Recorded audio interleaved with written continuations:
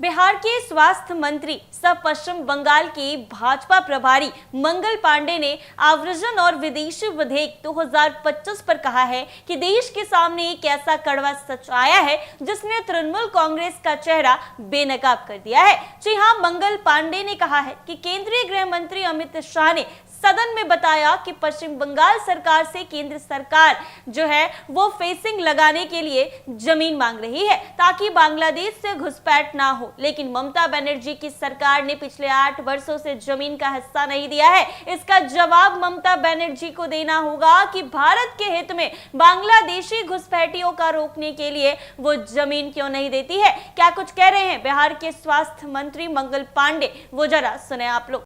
जमीन नहीं दी जा रही, उस पर क्या कहेंगे? पश्चिम बंगाल में ममता बनर्जी की सरकार ने एक ऐसी स्थिति पैदा कर दी है जिसके कारण सीमावर्ती क्षेत्र में फेंसिंग का काम नहीं हो रहा है।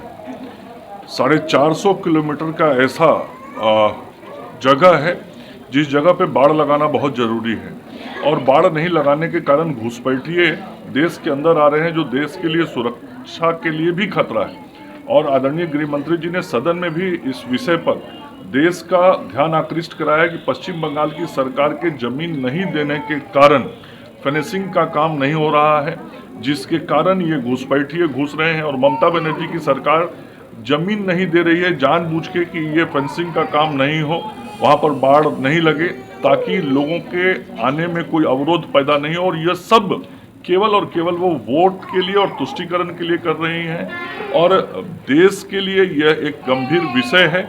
ममता बनर्जी जी को समझना पड़ेगा, और नहीं तो जनता 2026 में उनको समझा देगी। सर, बिहार सरकार और चारा घोटाले में जो मामला हुआ था उसमें कहा गया है कि संपत्ति सरकार की जो है उसको कुर्ज करना चाहिए, सीबीआई और बिहार सरकार ने। नहीं, देखिए, ये सब कोई जानते हैं कि जो चारा घोटाला हुआ था, उस चारे घोटाले में बिहार के खजाने से सैकड़ों करोड़ रुपए की लूट हुई थी। और उस वक्त तत्कालीन हाई कोर्ट की टिप्पणी हुई थी कि बिहार में जंगल राज है, और कोर्ट ने ये कहा था कि इसमें गड़बड़ी हुई है। सीबीआई ने सारे आरोप साक्ष्य प्रस्तुत किए थे, और उसके आधार पे कई दर्जन लोगों को कारावास हुआ था, और जिन लोगों को कारावास हुआ था उनके ऊपर भी गलत तरीके से संपत्ति अर्जित करने का मामला था, और बहुत सारे संपत्तियों को सीज भी किया गया था। तो निश्चित रूप से जो राशि बिहार के खजाने से लूट के लोगों ने अवैध संपत्ति बनाई थी, वह संपत्ति सरकार के पास वापस है, इसका हर संभव प्रयास होगा।